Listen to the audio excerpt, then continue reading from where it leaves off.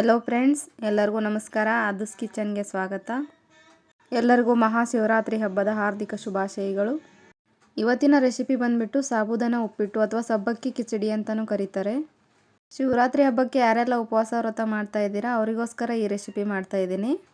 ಉಪವಾಸಕ್ಕೆ ಸಬ್ಬಕ್ಕಿ ಕಿಚಡಿನ ಮಾಡ್ಕೊಂಡು ತಿಂತಾರೆ, ತುಂಬಾ ಚೆನ್ನಾಗಿರುತ್ತೆ. ರೆಗ್ಯುಲರ್ ಆಗಿ ಬ್ರೇಕ್ಫಾಸ್ಟಿಗೆ ಈ ರೆಸಿಪಿನ ಮಾಡ್ಕೊಂಡು ತಿನ್ಬೋದು, ತುಂಬಾ ಚೆನ್ನಾಗಿರುತ್ತೆ. ಬನ್ನಿ ಹಾಗಿದ್ರೆ ಹೇಗೆ ಮಾಡೋದು ಅಂತ ನೋಡೋಣ. ಮೊದಲಿಗೆ 1 ಕಪ್ ಸಾಬುದಾನಿನ 2 ರಿಂದ 3 ಸಲ ನಾನು ವಾಶ್ ಮಾಡಿಕೊಂಡು ನೆನೆಯೋದಕ್ಕೆ ಇಡ್ತಾ ಇದ್ದೀನಿ. ನಾನಿಲ್ಲಿ ರಾತ್ರಿನೇ ನೆನೆ ಹಾಕಿದ್ದೀನಿ.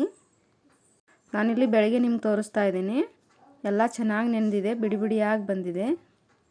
ಇವಾಗ ಒಗ್ಗರಣೆಗೆ ಏನೇನು ಬೇಕು ಅಂತ ನೋಡೋಣ. ಮೊದಲಿಗೆ ಒಂದು ಆಲೂಗಡ್ಡೆನ ನಾನು ಕಟ್ ಮಾಡಿ 1-2 ನಿಮಿಷ ಬೇಯಿಸಿಟ್ಕೊಂಡಿದ್ದೀನಿ. 1 ಕಪ್ ಆಗೋಷ್ಟು ಕಡಲೆಬೀಜ ತೊಗೊಂಡಿದ್ದೀನಿ, ಕೊತ್ತಂಬರಿ ಸೊಪ್ಪು, ಕರಿಬೇವು, 1-2 ಹಸಿಮೆಣಸಿನ್ಕಾಯಿ, ಒಗ್ಗರಣೆಗೆ ಎಣ್ಣೆ ಮತ್ತು ಸ್ವಲ್ಪ ಜೀರಿಗೆ ತೊಗೊಂಡಿದ್ದೀನಿ. ಹಾಗೆ ಸ್ವಲ್ಪ ರುಚಿಗೆ ತಕ್ಕಷ್ಟು ಉಪ್ಪು ಮತ್ತು ಸಕ್ಕರೆನ ತೊಗೊಂಡಿದ್ದೀನಿ. ಸಕ್ಕರೆ 1/4 ಟೀ ಸ್ಪೂನ್ ಹಾಕ್ಕೊಂಡ್ರೆ ಸಾಕಾಗುತ್ತೆ.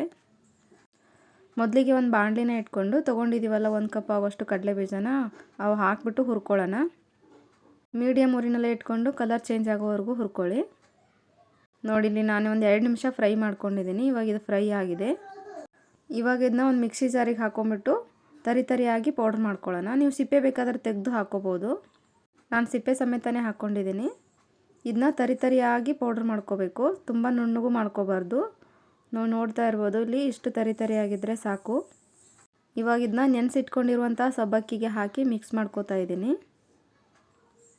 ಇದರಲ್ಲೇ ಹಾಕಿ ಮಿಕ್ಸ್ ಮಾಡೋದ್ರಿಂದ ತಳ ಹಿಡಿಯಲ್ಲ, ಚೆನ್ನಾಗಿ ಬರುತ್ತೆ ಸಬ್ಬಕ್ಕಿ ಉಪ್ಪಿಟ್ಟು. ಅದಕ್ಕೋಸ್ಕರ ನಾನು ಇದರಲ್ಲೇ ಹಾಕಿ ಮಿಕ್ಸ್ ಮಾಡ್ಕೋತಾ ಇದ್ದೀನಿ.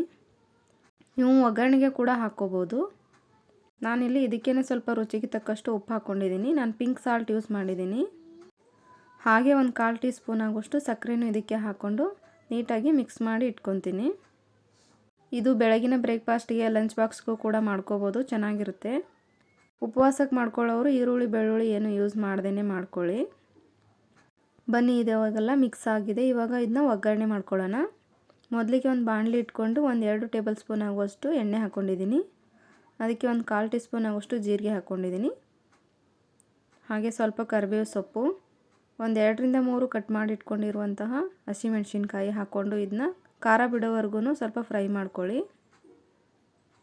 ಆಮೇಲೆ ನಾನು ಕಟ್ ಮಾಡಿ ಬೇಯಿಸ್ಕೊಂಡಿರುವಂಥ ಆಲೂಗಡ್ಡೆನ ಹಾಕ್ಕೋತಾ ಇದ್ದೀನಿ. ನೀವು ಹಾಗೆ ಚಿಕ್ಕ ಚಿಕ್ಕದಾಗಿ ಕಟ್ ಮಾಡ್ಕೊಂಡು ಹಾಗೆ ಹಸಿದೆ ಕೂಡ ಇದರಲ್ಲೇ ಹಾಕ್ಕೊಂಡು ಫ್ರೈ ಮಾಡ್ಕೋಬೋದು.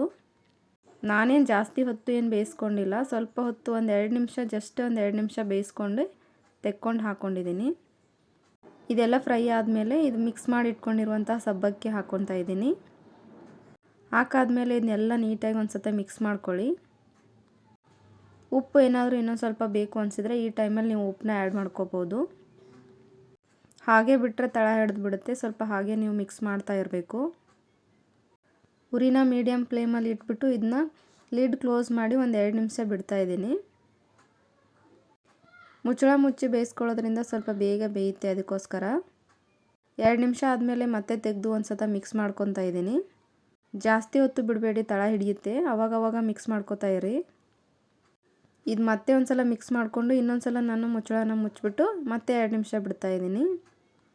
ನಾನು ಉಪವಾಸಕ್ಕೆ ಮಾಡ್ಕೊಳ್ಳೋದ್ರಿಂದ ನಾನಿಲ್ಲಿ ಈರುಳ್ಳಿ, ಬೆಳ್ಳುಳ್ಳಿ, ಕಡಲೆಬೇಳೆ, ಉದ್ದಿನಬೇಳೆ ಏನು ಯೂಸ್ ಮಾಡಿಲ್ಲ, ಹಾಗೆ ಮಾಡಿದ್ದೀನಿ.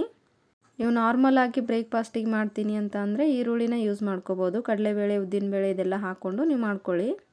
ಕೆಲವೊಬ್ಬರು ಶಿವರಾತ್ರಿ ಹಾಗೂ ನವರಾತ್ರಿಗೆಲ್ಲ ಉಪವಾಸ ವ್ರತನ ಮಾಡ್ತಾರೆ, ಆವಾಗ ಈ ರೆಸಿಪಿನ ಮಾಡ್ಕೊಂಡು ತಿಂತಾರೆ, ತುಂಬಾ ಚೆನ್ನಾಗಿರುತ್ತೆ. ಮೇಲೆ ಸ್ವಲ್ಪ ಕೊತ್ತಂಬರಿ ಸೊಪ್ಪನ್ನ ಹಾಕ್ಕೊಂಡು ಮಿಕ್ಸ್ ಮಾಡ್ಕೊತಾ ಇದ್ದೀನಿ.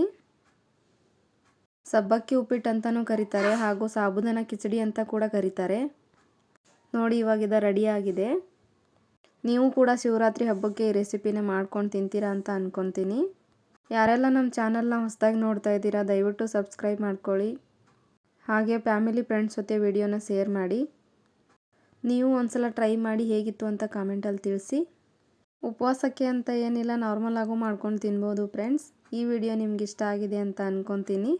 ಸಿಗ್ತೀನಿ ಇನ್ನೊಂದು ಹೊಸ ರೆಸಿಪಿ ಜೊತೆ ಮುಂದಿನ ವಿಡಿಯೋದಲ್ಲಿ. Thank you. ಈ ವಿಡಿಯೋ ನಿಮಗೆ ಇಷ್ಟ ಆಗಿದ್ರೆ ಲೈಕ್ ಮಾಡಿ, ಶೇರ್ ಮಾಡಿ, ಸಬ್ಸ್ಕ್ರೈಬ್ ಮಾಡಿ, ಮತ್ತೆ ಬೆಲ್ ಹೊಡೆಯೋದನ್ನ ಮರಿಬೇಡಿ.